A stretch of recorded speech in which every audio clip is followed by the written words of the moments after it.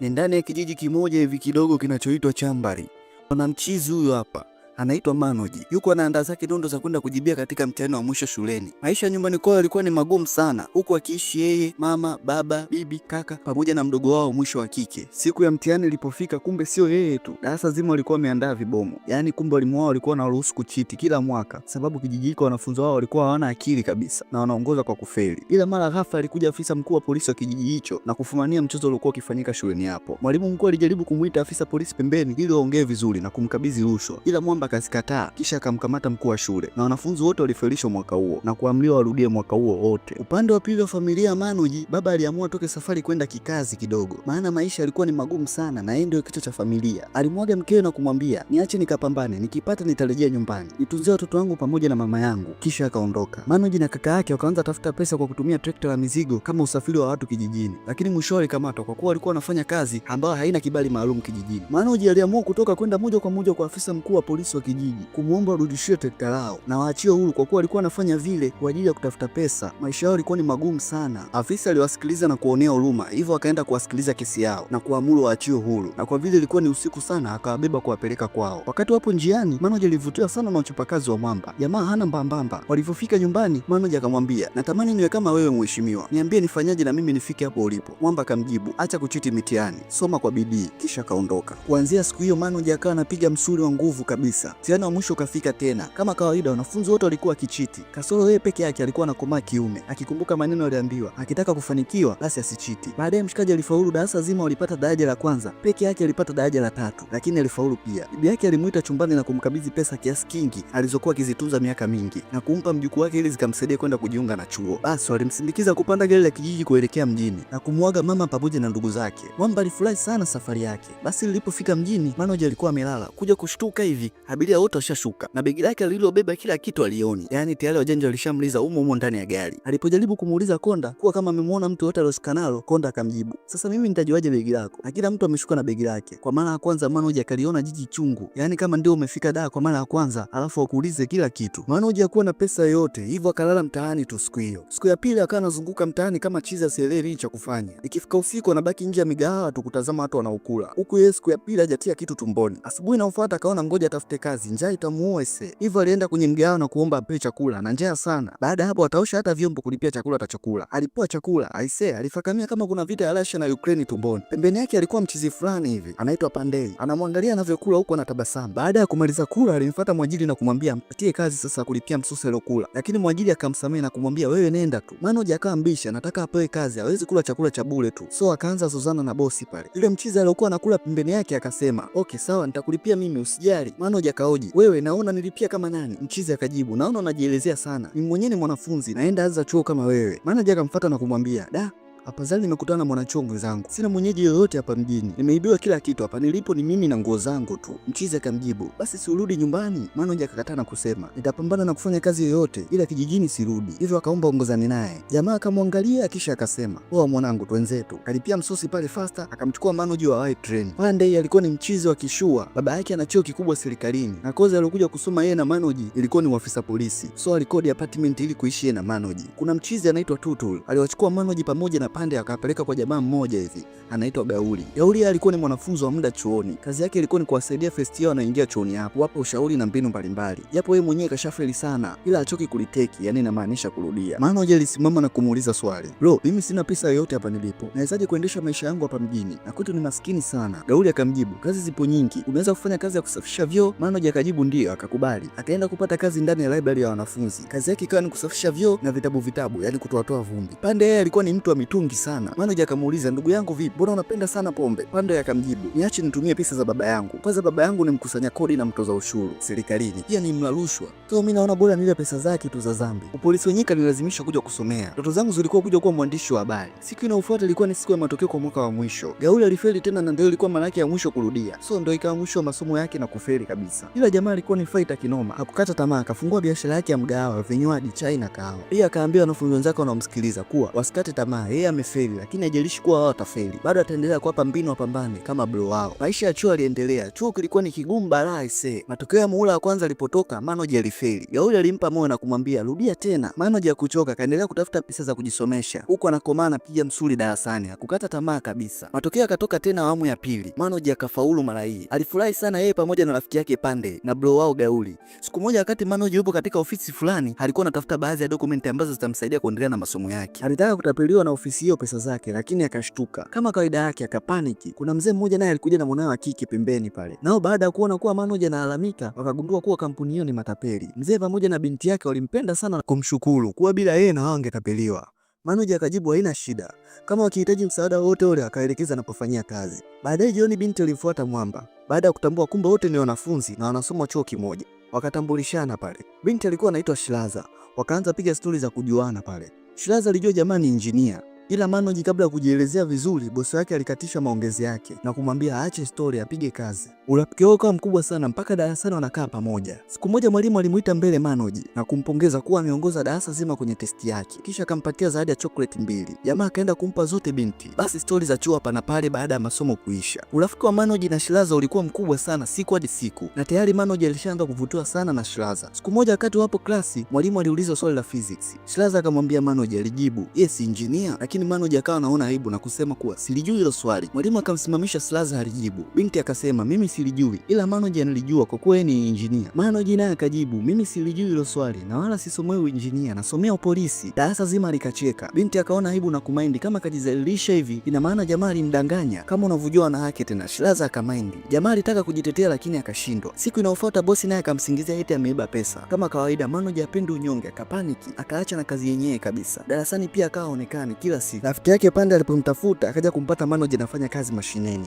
kukoboa mahindi na kusaga nafaka. Pande akamuuliza, "Ndio maisha gani haya unayoishi? Hebu kwanza kamuombe msamaha Shilaza. Anakaribia kuondoka mwisho wa muhula huu. Na kwanza unasomaje mundani na makelele yote haya?" Manoji akamjibu, "Nikimaliza mtihani wangu wa mwisho nitaenda kumtafuta. Kwa sasa nafanya kazi hii kutafuta pesa kuwatumia nyumbani na pia kulipia hela ya ada." Na pia alimwambia Pande, "Usijali kuhusu mimi kusoma." Akazima mashine na kumuonesha sehemu anayejisomea. Rafiki yake alijisikia uchungu sana na kumbembeleza aende wakakae wote. Ila Manoji akakataa. Siku ya mtihani wa mwisho ikafika bana. Manoji alionekana yupo serious sana kwenye kujibu mtihani. Mtihani ulipoisha akana ajadili na rafiki yake mmoja hivi kuwa hii pepa imejichanganya sana ise, nimeibutua kisawasawa. Rafiki yake akamuonesha swali vizuri, kumbe jamaa alienda upii. Yaani alijibu tofauti na swali lilivyokuwa linataka. Yeye aliandika vitu vingine kabisa. Aisee, Manoji aliishiwa nguvu kabisa. Na ndio ilikuwa pepa yake ya mwisho kumaliza mtihani mwaka huo. Na ndio kashafeli tena hivyo. Manoji aliamua kufunga safari mpaka kwao kwa kina binti Shilaza. Alipofika akakutana na mlinzi wa nyumba na kuambiwa familia yote imesafiri kidogo. Akaomba hata apate mawasiliano. Akapewa simu. Baada ya kumpigia simu binti akamjibu, "Umekuja kufanya nini nyumbani kwetu?" Manoji akajibu, "Nimekuja kukuomba msamaha." Binti akamuuliza, "Matokeo yako ya mwisho yakoje?" Mwamba akajibu, "Nimefeli." Shilaza akamuuliza, "Umefelije?" Manoji akamjibu, "Nimejibu majibu tofauti na niliyoulizwa." Shilaza akamwambia, "Kwa hiyo badala ya kwenda kujiandaa kurudia mtihani huko unakuja kunitafuta mimi?" Manoji akamwambia, "Nimekuja kwenu kuweka hisia zangu zote wazi, kuwa nakupenda sana Shilaza. Nahitaji uwe chanzo cha nguvu yangu mpya." Shilaza akamwambia, "Rudi chuoni huko kasome huko." Pozi lilimuisha Manoji kwa maneno ya binti. Dunia yote aliiona chungwa ise. Baadhi ya wanachuo wanaelewa situation hii ninayoongelea hapa. Manoji akaamua arudi zake kijijini nyumbani kwao kwanza akatulize kichwa. Alipofika nyumbani rafiki yake wa kitaa alimpokea pamoja na mdogo wake wa kike. Ilikuwa imeshapita miaka 2 sasa toka aondoke nyumbani. Mama yuko busy na kazi, anarudi nyumbani jioni kila siku. Na kaka yake wa kiume anafanya kazi ya vibarua kijiji cha jirani. Alipouliza kuhusu bibi, mdogo wake alitia sura ya huzuni. Baada ya kuingia chumba cha bibi, aligundua kuwa bibi yake alishafariki. Mama aliporudi jioni alimuelezea kuwa, "Mama, nimefeli, maisha magumu mjini, elimu imenishinda." Mama akamwambia, "Mwanangu wewe ni wa kiume, usikate tamaa, rudi kasome. Sisi familia yako wote tunakuangalia wewe." Manoji alilia vibaya mno sana kwa uchungu. Mama yake akawa anambembeleza huku naye akiwa analia. Aisee, natia huruma mno. Manoji alirudi tena kufanya kazi yake ya mashine huku akiwa anasoma. Siku moja baba yake alikuja kumtembelea na kumwambia kuwa, "Nimekuja kukuchukua mwanangu, turudi nyumbani. Nimehangaika huku na huku lakini nimeshindwa. Labda riziki yetu bado haijafika. Turudi nyumbani mwanangu. Angalia tabu unazozipata zote hizi kujisomesha." Manoji akamjibu, "Baba, mimi nilisharudi home na siwezi rudi tena mpaka nifaulu mwaka wa mwisho huu. Lazima nitapambana kwa juhudi zote. Lazima nirudi nyumbani nikiwa ndani ya vazi la polisi. Wewe rudi tu kumwangalia mama na wadogo zangu na wanakukumbuka sana." Basi Manoji akambembeleza baba yake pale kuwa kila kitu kitaenda sawa. Mwamba akabaki kukomaa na piga kazi kutafuta pesa huku anakomaa na shule kula msuri. Siku moja Shilaza alikuja klasi na baada ya masomo kuisha alimfuata Manoji na kumwomba msamaha kwa maneno aliyomtamkia mara mwisho kwenye simu. Zilikuwa ni hasira tu lakini hakumaanisha kumvunja moyo. Manoji akamjibu, "Nashukuru kwa maneno maneno yako yamenitia hasira maisha. Huu sio muda tena kuwa na mahusiano. Nahitaji kusoma, familia yangu inanitegemea. Kama ikiwezekana tunaweza kukutana na kuongea baada ya kumaliza mtihani wa mwisho. Kisha Manoj akaamua kusepa zake na kumwacha binti. Miezi miwili ikapita, mtihani wa mwisho ukafanyika. Matokeo yalipotoka, Pandey kama kawa alikuwa ni mzee wa kufeli tu kila siku. Shiraza aliamua kutoka na kwenda kumtafuta Manoj anapoishi baada ya kuelekezwa na Pandey. Alipofika kama kawa, mshikaji alikuwa mashineni, haelezi yake moja wala mbili. Akamkaribisha binti vizuri tu. Binti alikuja kumwambia kuwa matokeo yametoka na amemwangalizia amefaulu vizuri. Manoj alifurahi sana, lakini binti alimuonea huruma Manoj na kumwambia aache kazi anayofanya mashineni hapo, atampatia pesa. Manoj akakataa. Shiraza akamwambia mtihani wa mwaka mwisho ni mgumu sana, anahitajika asome sana kuliko kufanya kazi, lakini Manoj akawa mbishi. Pepa ya mwaka wa mwisho ilipofika, jamaa akafeli tena. Lakini mara hii binti Shiraza alikuwa karibu yake, hakutaka kumwachia Manoj wala kumvunja moyo. Pandey siku hiyo akawa ameelewa, akamwambia Manoj, unajua mimi kwa nini nafeli? Kwa sababu ninachokisomea sikipendi, nalazimishwa tu.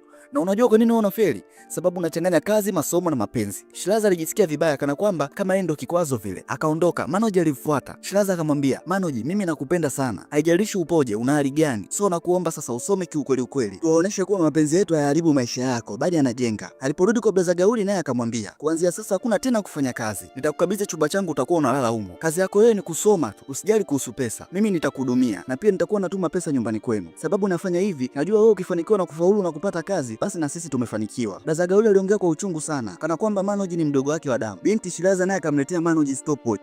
Yaani anatuza na kuzingatia muda katika usomaji. Manoj akawa ni msuri sasa muda wote, yeye na kitabu na yeye kama chizi yani. Upande wa pili Pandey na Shiraza nao wanakata kitabu. Siku moja Shiraza alikuja kumwaga Manoj kuwa mtihani wake wa mwisho umefika, sababu walikuwa wanasoma kozi tofauti na walikuwa wanafanya mtihani muda tofauti. Blaza Gauli naye akawa anampa moyo Manoj kila siku asikate tamaa kujisomea. Ilifika kipindi umeme ukikatika, Manoj anaenda kujisomea kwenye taa za barabarani. Siku ya pepa ya mwisho ikafika bana. Kama kawaida Manoj alikuwa cheki na wote kwenye mtihani na hao wote walikuwa wacheki na yeye. Matokeo yalipotoka, Pandey alifeli. Baba yake alikuwa akimfokea sana. Manoj alikuja na furaha akiwa amefaulu. Akawa anamuomba simu ampigie Shiraza. Pandey akamaindi akamwambia, "Badala ya kuniuliza rafiki yako nimefaulu au nimefeli, wewe unajilazia wewe tu na huyo demu wako mpumbavu.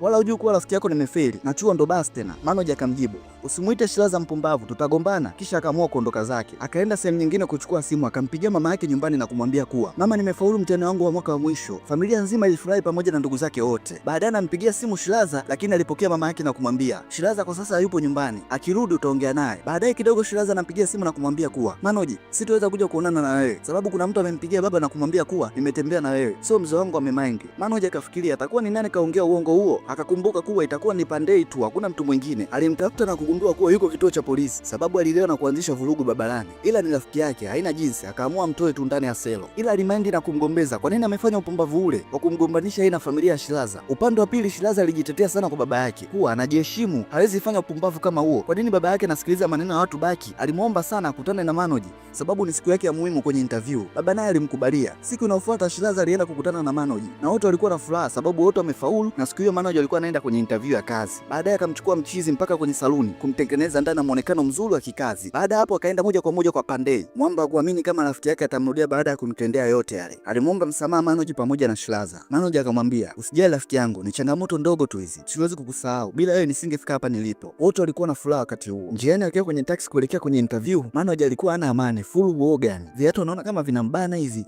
tai na mkaba. Si unaelewa hofu ya interview tena. Ila Shiraza alikuwa pembeni yake kumpa moyo na kumuondoa hofu. Shiraza alitoa karatasi na kumpatia Manoj kisha akamwambia, "Isome ukiwa peke yako." Wakafika kwenye interview. Jamaa akazama zake ndani. Akaenda jiunga na wengine kwenye ukumbi kusubiri kui. Manoj hakuwa sawa, alikuwa hajaamini kabisa. Hofu ilimjaa pamoja na wasiwasi. Ilipofika zamu yake akaitwa. Akaingia moja kwa moja ndani ya interview. Baada ya kuchunguza CV zake, waligundua kuwa darasa la mwisho sekondari alirudia. Wakamuuliza, "Shida nini?" Manoj hakutaka kuongopa. Akaeleza ukweli mtupu kuwa kijiji chao kilikuwa kinachita kwenye mitihani. Mwaka huo aligunduliwa na darasa zima likafelishwa. Majaji wakamwambia, "Hebu nenda nje kasubiri, baada ya muda tutakuita." Manoj akajua tayari nishakosa kazi hapa. Akachukua karatasi aliyopewa na binti akaifungua sasa kuisoma. Binti Shiraza aliandika kuwa, "Haijalishi kuwa utakuwa polisi officer au mfanyakazi mashineni. Nahitaji muda wangu uliobaki maishani niwe na wewe. Je, uko tayari kunioa Manoj?"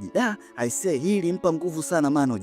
Akaona okay, liwalo na liwe, nipate kazi au nisipate kazi, lakini najua kuna mtu yuko upande wangu. Akaitwa tena ndani ya interview. Mara hii alijibu vitu kwa kujiamini na kujieleza vizuri. Kuwa ndiyo sekondari alipata daraja la 3, lakini ilikuwa ni halali, tofauti na zamani alivyokuwa akichiti. Alipigwa maswali mengi sana, lakini alijitahidi kujibu vizuri. maswali. Mwisho akamwambia aende. Mwezi ukapita bwana. Manoj na Shilaza walienda kuangalia majibu yao matokeo ya interview. Watu walikuwa ni wengi sana waliokuja kutazama majibu. Manoj alimwambia Shilaza akamwangalizie tu. Yeye hawezi angalia, atakuja kufa na pressure. Binti alipambana kwenda kuangalia matokeo. Alitoka anatingisha kichwa huku akiwa analia, akiashiria Manoj amepasi interview na kupata ajira. Manoj hakuamini kabisa. Alidondoka chini na kuanza kulia kama mtoto mdogo. Shilaza alikuja kumkumbatia na kulia naye. Blaza Gauli, Tutul pamoja na rafiki yake kipenzi Pande walikusanyika wakilia na kufurahia kwa furaha. Nyumbani napo huko ilikuwa ni shangwe na vigelegele. Mama yake alimpigia simu akiongea kwa furaha sana pamoja na baba yake. Ilikuwa ni furaha iliyoambatana na machozi Manoj kupata kazi, sababu yeye ndiye alikuwa tegemezi la familia. Mwaka mmoja baadaye Manoj alimfuata afande wa kipindi kile shuleni aliyetamani kuwa kama yeye. Akampatia kadi ya mwaliko ya harusi ya ndoa yake. Afande alifurahi sana kuona maneno yake yalivyozaa matunda. Bana, storyteller wako hapa anaitwa Chandi Dollar Ghost Hard Vocal. Usisahau kufollow, like, share, comment na kusubscribe, kisha bonyeza alama ya kengele hapo chini ili kuwa wa kwanza kuendelea kupata recap kali zaidi ndani ya EY Movies.